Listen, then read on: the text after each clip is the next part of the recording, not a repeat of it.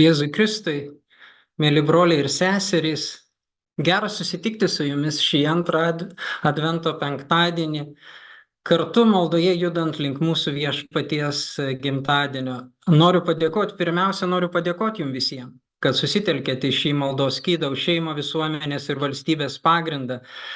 Tai yra ypatingai svarbu šiuo metu. Malda, kaip žinom, yra galingas ginklas kovoje už gėrį. Šeima yra ypatingai svarbus gėris. Ji yra mūsų visuomenės ir valstybės pagrindas, bei tuo pačiu didelis slėpinys, kaip apie ją savo laiške Efeziečiams rašė apaštalas Paulius. Turbūt ne vienas iš jūsų, kaip ir aš, kviesdami ir kitus jungti šį maldos skydą už šeimą, išgirdote komentarų, kad šiuo metu tai nėra svarbiausia. Yra ir kitų svarbių dalykų, kaip pavyzdžiui mūsų šalies saugumas, kultūra, kova už laisvą žodį LRT ar kitos jau vieną kitą vis keičiančios šių dienų aktualijos. Taip, visa tai yra svarbu, bet melstis ir ginti šeimą kaip visuomenės ir valstybės pagrindą, manau, šiuo metu yra svarbiausia. Kodėl taip manau? Atsakymui panaudosiu palyginimą apie namą. Šeima mūsų konstitucijoje įvardinama kaip pagrindas neatsitiktinai. Kas yra turėjęs reikalų su statybomis žino, kad pagrindas, ant kurio statomas statinys, yra sudėtinė pastato dalis, turinti atitikti tam tikrus reikalavimus, atlaikyti statinio apkrovą. Įdomu tai, kad pagrindas yra vienintelė statinio dalis, kurio žmogus pats nekuria. Jis yra ne žmogaus sukurtas, kaip pavyzdžiui pamatai, karkasas, sienos, stogos ar kitos statinio dalys. Pagrindas yra natūralus, sukurtas ne žmogaus. Jis yra statinio dalis iš gamtos. Įsivaizduokite, jeigu pastatas turėtų žmogaus sukurtus tvirtus pamatus, gražų fasadą, su nuostabiais išorės dekoro elementais, turėtų gražų vidaus interjerą, jame būtų daug vertingų meno kūrinių, viduje skambėtų nuostabi muzika, taip pat pastatas turėtų tvirtas šarvuotas duris su moderniomis spynomis, turėtų tvirtas langų grotas, ypatingai pažangią apsaugos sistemą pajungta prie galingos apsaugos kompanijos pulto, kuri iškart reaguotų gavusi signalą, kai į pastatą įsiveržia nepageidaujami asmenys. Seife pastato gyventojai turėtų modernius ginklus, kad iškilus grėsmiai galėtų apsiginti, kol atvyks apsaugos kompanija. Bet šis išorėje ir viduje nuostabiai atrodantis ir gerai saugomas pastatas būtų statomas ant smėlio ar ant dumblo kaip pagrindo. Nes kažkas nusprendė, kad esame tokie pažangus ir modernus, kad mūsų statomų išmanių statinių pagrindai gali būti įvairūs. Ankstesnių laikų reikalavimai pagrindui atlaikyti statinio apkrovą yra tik pasenusi tradicija. Jeigu kam ši tradicija brangi, gali jos laikytis, bet tai nėra privalu. Manau, kad tik laiko klausimas, kada visas šis mano minėtas žmogaus statinio sukurtas grožis ir išorinis saugumas taps tik griuvėsiais ir jo griuvimas bus smarkus. Prapliupo liūtis, ištvino upės, pakilo vėjai ir daužėsi į tą namą ir jis sugriuvo, o jo griuvimas buvo smarkus, nes toks namas buvo pastatytas ant smėlio. Mato Evangelija, 7 skyrius, 24-27 eilutės. Jėzus kvietė mus matyti laiko ženklus. Atėjus vakarui jūs sakote, bus giedra, nes dangus raudonas, ir rytmetį. Šiandien bus lietaus, nes rausta apsiniaukęs dangus. Veidmainiai, jūs mokate atpažinti dangaus veidą, o laiko ženklų ne. Mato Evangelija, 16 skyrius, 2 ir 3 eilutė. Turbūt daugelis matome, kad debesys virš mūsų tėvynės vėl niaukėsi ir artėja galinga audra.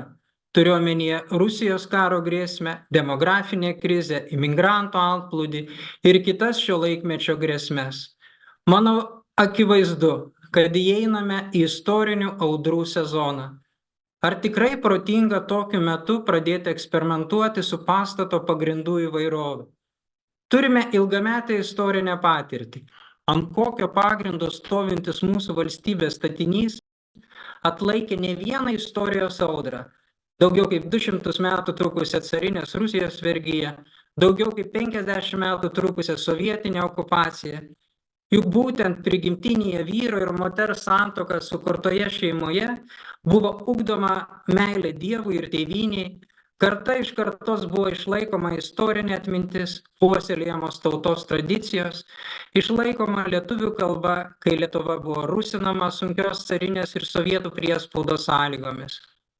Būtent tokioje šeimoje buvo klojami ir pagrindai, sulaukus tinkamo istorinio momento, išsilaisvinti, paskelbiant ar atkuriant Lietuvos nepriklausomybę.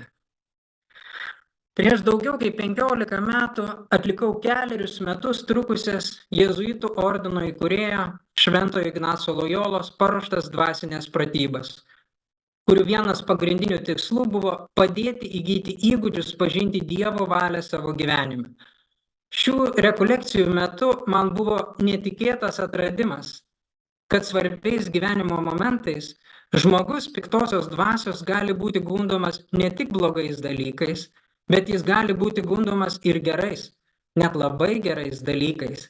Ypatingai, kai žmogus galvoja, kad jau yra dvasiškai pažengęs ir nebepasiduoda gundymams akivaizdžiai blogais dalykais. Piktoji dvasia tokį žmogų gundo gerais dalykais, kad atitrauktų jį nuo esmės, nuo to, kas tuo metu jam yra svarbiausia, nuo Dievo valios. Manau, kad malda ir veikimas siekiant išsaugoti prigimtinę šeimą, kaip visuomenės ir valstybės pagrindą, šiuo sudėtingu istoriniu metu yra visų mūsų egzistencinis dalykas. Mūsų kaip krikščionių pašaukimo veikti pasaulyje, būnant ne tik iš pasaulio, esmė.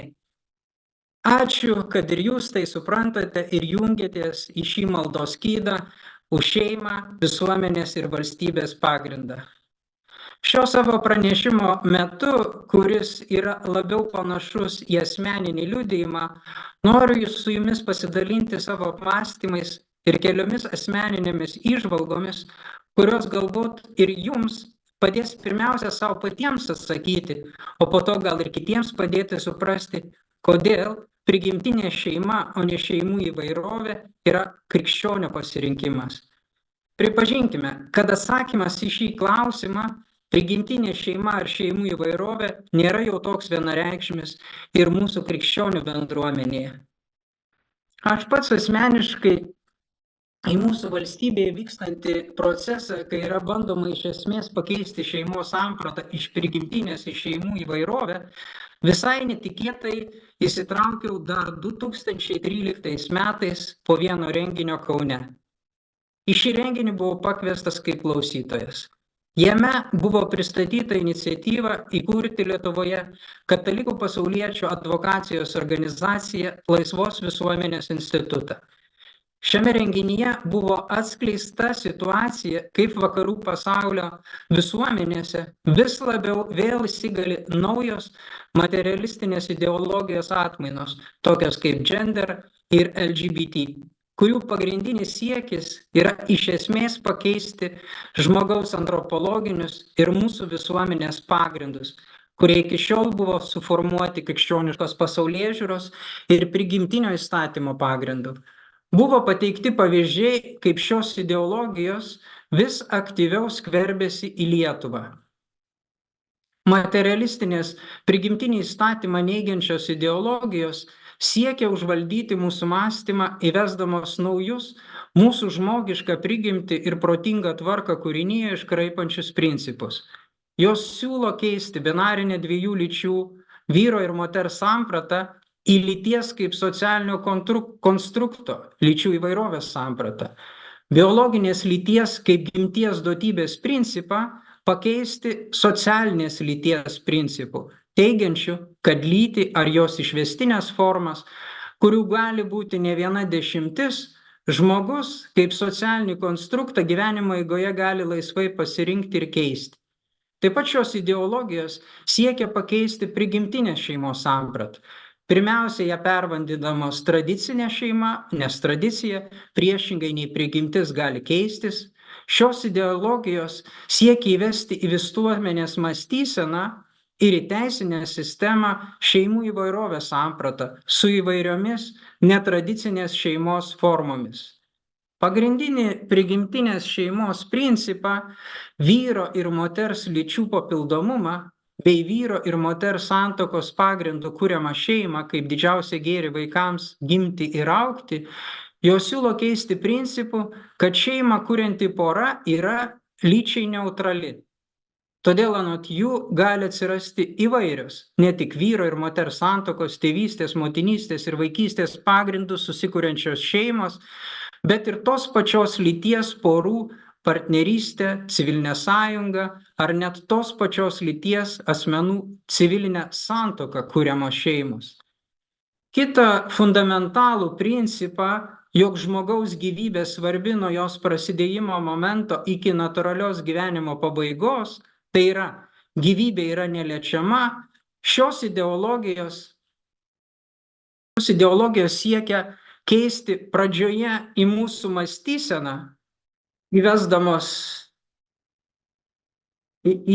pradžioje į mūsų mąstyseną, o po to ir į teisinę sistemą, įvesdamos naujai sugalvotas žmogaus teisės, tokias kaip moters teisė į savo kūną, kurie abortą, kai motinos įsčiose nutraukiama užsimezgusi gyvybė, padaro tik moters pasirinkimo teisę, nevaržomai atsikratyti nepageidaujamos savo kūno dalies. Taip pat ir eutanazija tampa žmogaus teisė oriai nutraukti savo gyvybę. Šios ideologijų pagrindų žmogaus sugalvotos ir nuolat kuriamos naujos žmogaus teisės neišvengiamai pradeda konfliktuoti su visų piliečių prigimtinėmis laisvėmis, tokiomis kaip religijos, sąžinės ir žodžio laisvė, ir jas teisinėmis formomis varžyti, kaip diskriminacinės naujai sugalvotoms žmogaus teisėms. Taip pat šios naujai kuriamos žmogaus teisės pradeda riboti ir išstumti prigimtinės žmogaus teisės, tokias kaip dar negimusio kūdikio teisė į gyvybę, tėvų teisė auklėti savo vaikus pagal savo moralinės nuostatas ir įsitikinimus, bažnyčios teisė nevaržomai skleisti savo moralinį mokymą ir taip toliau. Mano minėto susitikimo Kaune metu manyje užgimė vidinis atpažinimas, kad čia vyksta kažkas iš esmės labai blogai. Buvo tarsi vidinis dežavu jausmas, kad vyksta procesai, kurie vėl mane bando sugrąžinti į tą iškreiptą tikrovę, kurioje gyvenau Sovietų Sąjungoje pirmuosius savo gyvenimo 18 metų. Po šio renginio Kaune ilgą laiką viduje judau vidinį raginimą, kad reikia kažką daryti. Apsisprendžiau pasiūlyti savo pagalbą Laisvos visuomenės instituto steigėjams, nes jų šio renginio metu pristatyta misija stabdyti tą iškreiptos tikrovės sugrįžimą man pasirodė labai svarbi. Ši jau daugiau kaip 12 metų vykstanti mano gyvenimo kelionė su Laisvos visuomenės institutu, pradžioje kaip savanorio rėmėjo, vėliau kaip vieno iš valdybos narių, o nuo 2021 kaip valdybos pirmininko buvo išties labai dramatiška. Netikėtai tapau vienu iš tiesioginių liudininkų ypatingų procesų ir pokyčių, kurie vyko per šį dešimtmetį mūsų visuomenėje.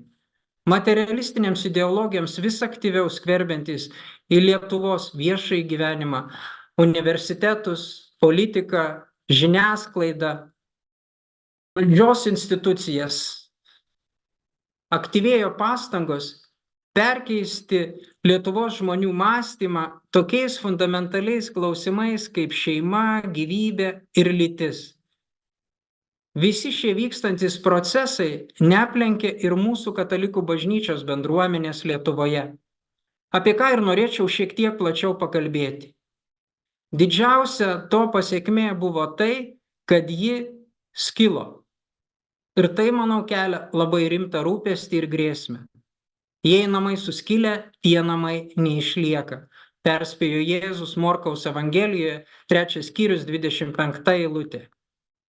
Viena katalikų bažnyčios Lietuvoje dalis, bendruomenės dalis, vadinami liberalūs arba progresyvūs katalikai, kuriai priklauso ir didelį įtaką visuomenėje, bei pačioje bažnyčioje turintys akademinės bendruomenės, kultūros, politikos ir žiniasklaidos atstovai, pradėjo intensyviai siūlyti atsiverti vykstantiems pokyčiams dėl prigimtinės šeimos sampratos keitimo. Jų pagrindiniai argumentai buvo šie. Principai, kuriais rėmėsi bažnyčia iki šiol, nėra tokie svarbus kaip konkrečios žmonių gyvenimo situacijos. Turime būti gailestingi, negalime primesti savo principų kitiems. Nieko neatsitiks mūsų šeimoms, jeigu bus įteisinta Lietuvoje tos pačios lyties porų partnerystė ir bus Lietuvoje kitokių, ne tik tradicinių šeimų. Leiskime ir kitiems būti laimingiems taip, kaip jie tą laimę supranta. Principai keičiasi, keičiantis gyvenimui. Homoseksualų santykiai nėra netvarkingi. Taip jie buvo ir yra suprantami bažnyčios mokyme iki šiol. Anot jų, homoseksualų santykiai yra tik kitaip tvarkingi. Bažnyčioje principai irgi jau keičiasi. Tik joje šie procesai vyksta daug lėčiau negu realiame gyvenime. Arba kitas argumentas, principai, kurių buvo laikomasi viduramžiais, nebetitinka modernaus gyvenimo realijų. Gyvenimas kinta ir vykstantis procesai visuomenėje, jos progresas yra neišvengiami. Anot jų, bažnyčia turi būti teisingoje istorijos pusėje. Kita katalikų bažnyčios bendruomenės dalis, vadinamieji konservatyvūs arba tradiciniai katalikai, siūlė išlikti ištikimiems fundamentalioms katalikų bažnyčios mokymo įtvirtintoms moralinėms tiesoms ir principams apie šeimą, gyvybę, žmogų ir nepasiduoti naujoms materialistinėms ideologijoms, siekiančioms pakeisti šiuos fundamentalius iš prigimtinio įstatymo kylančius principus. Jie savo poziciją grindė šiais argumentais. Teisinus homoseksualių porų partnerystę, krikščionių bendruomenė su savo moraliniu mokymu ir įsitikinimais atsidurs už įstatymo ribų. Susidurs su teisiniu persekiojimu dėl taip vadinamos diskriminacijos, neapykantos kurstymo, bus ribojama tėvų teisėti auklėti savo vaikus pagal savo moralinius ir religinius įsitikinimus, bus varžoma religijos, sąžinės ir žodžio laisvė. Kitas argumentas. Tos pačios lyties asmenų bendrą gyvenimą galima teisiškai sureguliuoti, neprilyginant tokių porų bendro gyvenimo vyro ir moters santuokai, bet teisiškai reguliuojant tokius santykius kaip privačius, suteikiant jiems artimųjų statusą, kuris savo esme prilygsta ne sutuoktinių, bet artimų draugų, kurių tarpusavio ryšys yra panašus į brolių ir seserų tarpusavio ryšį ir teisinį reguliavimą. Kitas argumentas jų yra teisinga, neiškraipant šeimos teisinės sampratos, skirtingus savo esmėje dalykus, vyro ir moters santuoką ir tos pačios lyties porų bendrą gyvenimą, teisiškai reguliuoti skirtingai. Jie taip pat sako, kad kaip rodo istorinė patirtis, tik išlikdama tiesos pusėje, bažnyčia išliks ir teisingoje istorijos pusėje. Šis skilimas mūsų bažnyčios bendruomenėje, mano galva, vyko palaipsniui, o didžiausią pagreitį gavo po 2016 metų Seimo rinkimų, kai iš pagrindų prieš juos pasikeitė Tėvynės sąjungos Lietuvos krikščionių demokratų partijos vadovybė. Šią partiją nuo jos įsikūrimo pradžios palaikė didelė dalis katalikų bažnyčios Lietuvoje bendruomenės, nes ji nuo nepriklausomybės atkūrimo atstovavo jos nuostatas politikoje. Ryškiausiai skilimas bažnyčioje, kuris peraugo net į atvirą konfrontaciją, pasireiškė ir tapo regimas, kaip liaudis sako, net ir aklam po 2020 metų rinkimų. kai laimėjusi rinkimus Tėvynės sąjungos Lietuvos krikščionių demokratų partijos vadovaujama valdančioji dauguma jau atvirai įvardino savo politinius siekius įgyvendinti ideologinį bei vertybinį perversmą mūsų visuomenėje, įteisinant lyčiai neutralią partnerystę, kuri iš esmės pakeistų iki tol buvusią prigimtinę šeimos sampratą, ratifikuojant Stambulo konvenciją, kuri įvestų socialinės lyties savoką į Lietuvos teisinę sistemą, įteisinant įstatymų lyties keitimą, teisę į abortą, įteisinant narkotinių medžiagų asmeninį vartojimą ir taip toliau. Konservatyvūs katalikai pasijautė išduoti ir politiškai nebeatstovaujami politinės partijos, kurią daug metų palaikė. Liberalūs katalikai pasauliečiai ir kai kurie kunigai, kurie palaikė šią naują Tėvynės sąjungos Lietuvos krikščionių demokratų partijos darbotvarkę, bandė įgyvendinti anot jų laikmečio dvasią atitinkančius pokyčius ir katalikų bažnyčioje Lietuvoje. Siekiant šių tikslų nebuvo vengiama eiti net į atvirą konfrontaciją žiniasklaidoje su vyskupais, nes jie tokiai darbotvarkei viešai nepritarė. Buvo daromas spaudimas, eskaluojant kai kurių kunigų nuodėmes žiniasklaidoje, atsakomybę už jas perkelti visai katalikų bažnyčiai Lietuvoje, bei diskredituojant vyskupus, siekiant sumažinti jų autoritetą visuomenėje. Spaudimas bažnyčiai buvo ir vis dar yra labai didelis. Kaip finansinės sankcijas bažnyčiai už neklusnumą, Tėvynės sąjungos Lietuvos krikščionių demokratų vadovaujama vyriausybė inicijavo įstatymų pataisas, kuriomis buvo panaikinta teisė religinėms bendruomenėms gauti 1,2% gyventojų pajamų mokesčio dalį. Laisvos visuomenės institutą, Katalikų pasauliečių nevyriausybinė organizacija, Socialinių reikalų ministerija vadovaujama Tėvynės sąjungos Lietuvos krikščionių demokratų partijos deleguotos ministrės Monikos Navickienės nuo 2022 metų pašalino iš visų konkursų gauti bet kokį valstybinį finansavimą. Motyvuojama buvo tuo, kad institutas anot jų užsiima diskriminacija ir neapykantos kurstymu, pasisakydamas prieš lyčiai neutralios partnerystės įteisinimą, Stambulo konvencijos ratifikavimą, abortų ir lyties keitimo įteisinimą įstatymų, dirbtinį apvaisinimą. Laisvos visuomenės institutas su tokiu ministerijos kaltinimu žinoma nesutiko ir nusprendė ginti savo teisės teisme. Teisminiai procesai su ministerija jau vyksta daugiau kaip 3 metus. 2 iš 3 teismo bylų prieš ministeriją LVI jau laimėjo. Teisme įrodydama, kad tokia ministerijos pozicija yra instituto diskriminacija dėl jo pažiūrų. Manau, labai pranašiškai dramatiška situacija, kuri vyksta mūsų Lietuvos bažnyčioje paskutinį dešimtmetį, dar 1986 metais, tai yra beveik prieš 40 metų, įvardino kardinolo Josefo Ratzingerio, vėliau tapusio popiežiumi Benediktu XVI vadovaujama Tikėjimo ir mokymo kongregacija savo dokumente Homoseksualitatis problema. Pacituosiu. Šiandien vis daugiau žmonių, net ir bažnyčioje, daro stiprų spaudimą, kad ji pripažintų homoseksualumo būseną, tarsi tai nebūtų netvarkingas dalykas, ir įteisintų homoseksualinius aktus. Tokią poziciją palaikantis bažnyčios nariai glaudžiai bendrauja su panašiai mąstančiais, nepriklausančiais bažnyčiai žmonėmis. Pastarųjų žmonių supratimas prieštarauja tiesai apie žmogų, kuri iki galo atskleista Kristaus slėpinyje. Gal ir ne visai sąmoningai jie išreiškia materialistinę ideologiją, neigiančią transcendentinę asmens prigimtį bei kiekvieno žmogaus antgamtinį pašaukimą. Citatos pabaiga.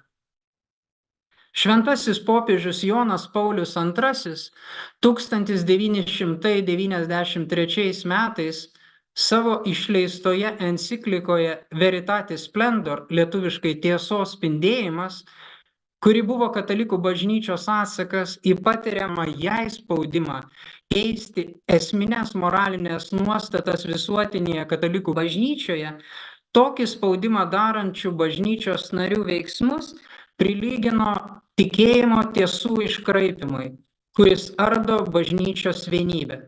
Pacituosiu popiežių.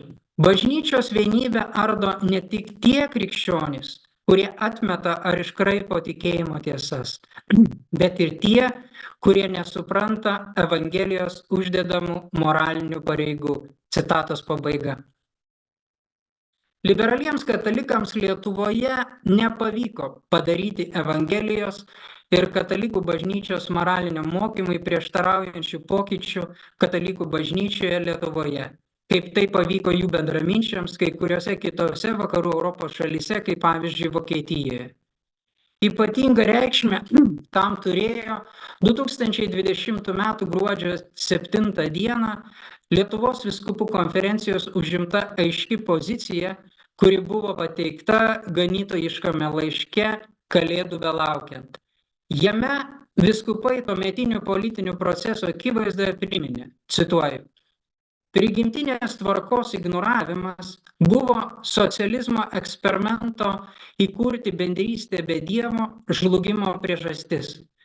Visuomenė klesti ir ramybė ateina, kai pripažįstamos prigimtinės žmogaus teisės ir išpažįstamas jų autorius Dievas. Citatos pabaiga. Šis vyskupų laiškas tapo įkvėpimu susiformuoti įvairių Lietuvos katalikiškų bendruomenių atstovų iniciatyviniai grupiai, kuri paskelbė 40 dienų maldos akciją už šeimą, visuomenės ir valstybės pagrindą. Maldos akcijos metu popiežiui Pranciškui paskelbus Šventojo Juozapo ir šeimos Amoris Laetitia metus visoje katalikų visuotinėje bažnyčioje, maldos akcija buvo pratęsta dar metams kaip maldos skydas už šeimą, namų bažnyčią, visuomenės ir valstybės pagrindą iki Šventojo Juozapo ir šeimos Amoris Laetitia metų pabaigos. Taip pat didžiulę reikšmę turėjo 2021 metais rugsėjo 12 dieną Kauno arkivyskupo metropolito Kęstučio Kėvalo Šiluvos atlaidų metu paskelbta Šiluvos deklaracija, kurioje Lietuvos visuomeniai buvo priminti pamatiniai asmens ir visuomenės gėriai. Žmogaus gyvybė nuo prasidėjimo momento iki natūralios mirties, vyro ir moters prigimtinis skirtingumas, bei lygiavertiškumas, šeima kylanti iš vyro ir moters santuokos, kraujo ir giminystės ryšių, tėvų teisė pagal savo dorovinius principus auklėti vaikus, sąžinės, religijos ir žodžio laisvė, kuris saugo visuomenę nuo totalitarizmo pagundų. Šiluvos deklaracijoje buvo skelbiama, cituoju, tik išsaugodami šiuos prigimtinius gėrius galime išlikti ir klestėti, nepateisinama juos ignoruoti, teisiškai apibrėžiant asmenį, jo lytį, laisvės, teisės bei šeimą. Žmogaus prigimtis, šeima ir asmens laisvė yra ankstesnės už valstybę. Valstybės įstatymai turėtų atitikti tiesą apie žmogaus prigimtį, šią tiesą jie turi saugoti, o ne keisti. Citatos pabaiga. Lietuvos Respublikos Seimo narių grupė įregistravus Civilinės sąjungos įstatymą, kuris įteisintų tos pačios lyties porų partnerystę, ją faktiškai prilyginant vyro ir moters santuokai, tuo pačiu metu kita Seimo narių grupė, sutelkta Seimo nario krikščionio demokrato Pauliaus Saudargo, įregistravo artimo ryšio įstatymo projektą, kurio tos pačios lyties porų bendras gyvenimas būtų reguliuojamas kaip privatus, o ne kaip šeimos teisiniai santykiai. Po šių įstatymo projektų registravimo Seime Lietuvos vyskupai 2022 m. birželio 17 d. kreipėsi tikinčiųjų bendruomenę savo dar vienu ypatingai svarbiu ganytojišku laišku. Bažnyčios mokymas apie šeimą nesikeičia. Jame vyskupai aiškiai išsakė savo nepritarimą civilinės sąjungos įstatymo projektui ir palaikymą artimo ryšio įstatymo projektui. Vyskupai rašė, cituoju, mes, kaip ganytojai, esame susirūpinę ir norime perspėti tikinčiuosius ir visus geros valios žmonės apie pavojus, kurie kyla bandant keisti šeimos ir santuokos sampratą įstatymais, tarp jų ir dabar svarstomų civilinės sąjungos įstatymo projektų. Minėtame civilinės sąjungos įstatymo projekte iš esmės yra bandoma faktinės sąjungas ir sąjungas tarp tos pačios lyties asmenų prilyginti santuokai. Negalime pritarti šiam įstatymo projektui, iškreipiančiam ir devalvuojančiam santuokos bei šeimos sampratas. Asmenų, kurie dėl vienų ar kitų priežasčių nenorėtų ar negalėtų sudaryti vyro ir moters santuokos, padėtį galėtų išspręsti teisės į artimą ryšį įstatymas, kurio projekte numatyta galimybė artimaisiais pripažinti ne tik šeimos ar giminystės ryšių siejamus, bet ir kitus asmenys. Teisės į artimą ryšį pripažinimas neverčia atsisakyti prigimtinės šeimos sampratos, jis neprieštarauja nei bažnyčios mokymui apie šeimą, nei šeimos sampratai apibrėžtai Lietuvos Respublikos konstitucija. Skirtingai nei siūloma įteisinti civilinę sąjungą, teisė į artimą ryšį pripažįsta ir saugo ne tik privačiame gyvenime save šeima laikančių asmenų, bet ir tų žmonių, kurie nenori ar negali kurti šeimos teisinius santykius. Citatos pabaiga. Gali kilti klausimas, kodėl katalikų bažnyčia Lietuvoje nesutinka, kad Lietuvos teisinėje sistemoje būtų keičiama prigimtinės šeimos samprata ir nepritarė tos pačios lyties porų partnerystės ar civilinės sąjungos pagrindų kuriamų šeimų įteisinimui. Kodėl katalikų bažnyčia Lietuvoje taip tvirtai laikosi prigimtinio įstatymo principų ir negali eiti į jokius kompromisus, nors už tai yra kaltinama net dalies savo bendruomenės narių nejautrumu, empatijos trūkumu, savo moralinių principų primetimu visuomeniai ir dėl tokios savo pozicijos net susilaukia valdžios finansinių sankcijų. Mąstydamas apie tai, geriausią atsakymą į šį klausimą radau Šventojo Jono Pauliaus II, mano jau minėtoje enciklikoje Veritatis Splendor, lietuviškai tiesos spindėjimas. Baigdamas šią encikliką, šventasis popiežius kalba apie Mariją, kuri yra bažnyčios provaizdis. Cituoju Šventąjį Joną Paulių II. Marija dalijasi su mumis mūsų žmogiškuoju būviu, tačiau yra visiškai atvira Dievo maloniai. Nepažinusi nuodėmės, ji sugeba atjausti bet kokį silpnumą. Ji supranta nuodėmingą žmogų ir myli jį motinos meilę. Todėl ji stovi tiesos pusėje ir dalijasi su bažnyčia jos našta visiems ir visada priminti moralės reikalavimus. Dėl tos pačios priežasties ji nesutinka, kad nuodėmingas žmogus būtų suvedžiotas tų, kurie linkę jį mylėti, pateisindami jo nuodėmę, nes ji žino, jog jo sūnaus Kristaus auka tai padarytų be galios. Joks išteisinimas, paskelbtas nuolaidžiaujančių filosofinių arba teologinių mokymų, negali padaryti žmogaus laimingą. Tik kryžius, prisikėlusio Kristaus šlovė, gali suteikti ramybę jo sąžinei ir išganymą. Citatos pabaiga. Bažnyčia yra atvira Dievo maloniai. Būdama pasaulyje, bet ne iš pasaulio, ji užjaučia ir myli nuodėmingą žmogų. Bet stovėdama tiesos pusėje negali sutikti su tuo, kas netitinka objektyvios tikrovės ir pažeidžia prigimtinį įstatymą kylantį iš amžinojo įstatymo mūsų kūrėjo dieviškojo proto. Todėl bažnyčia nesutinka, kad nuodėmė sužeistas žmogus būtų suvedžiotas tų, kurie linkę jį mylėti, pateisindami jo nuodėmę, nes ji žino, jog tai Kristaus auka tam žmogui padarytų be galios, atimtų iš žmogaus galimybę pasiekti didžiausią jam kūrėjo Dievo numatytą gėrį, amžinąjį buvimą su Dievu.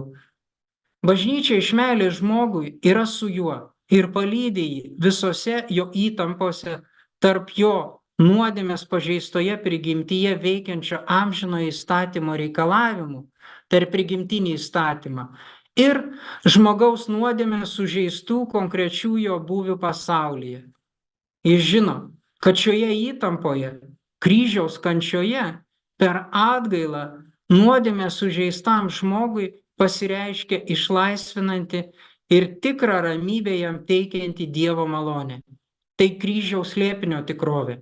Įtampa tarp amžinojo įstatymo reikalavimų, pasireiškiančių mums kaip protingiems Dievo kūriniams prigimtinių įstatymų iš vienos pusės, ir konkretybės, tai yra žmogaus konkretaus būvio nuodėmė sužeistame pasaulyje iš kitos pusės.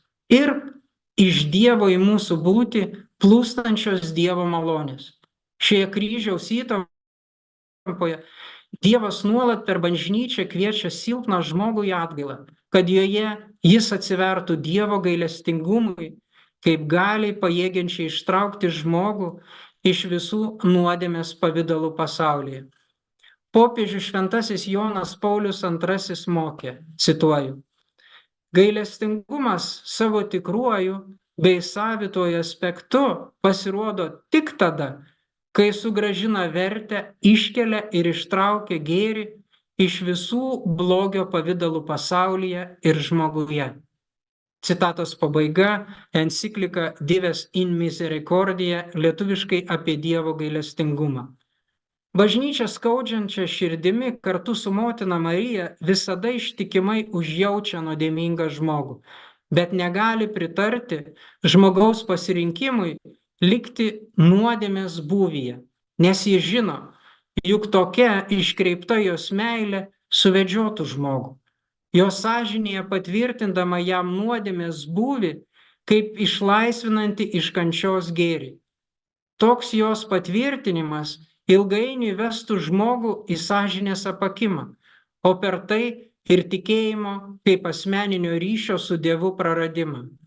Ką mes ir stebime, tikėjimo nuosmukį daugelyje vakarų pasaulio visuomenių, kuriuose bažnyčia pasuko šiuo klaidingu keliu.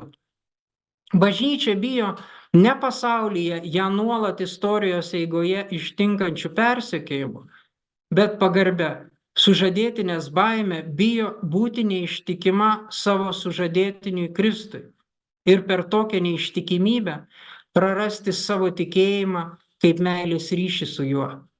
Bažnyčia nuolat jaučia atsakomybę padėti pasauliui pažinti, kaip jis klysta dėl nuodėmės. Jono Evangelija 16 skyrius 8 eilutė, kad sugrįžęs jo sužadėtinis dar rastų žemėje tikėjimą. Luko Evangelija 18 skyrius 8 eilutė.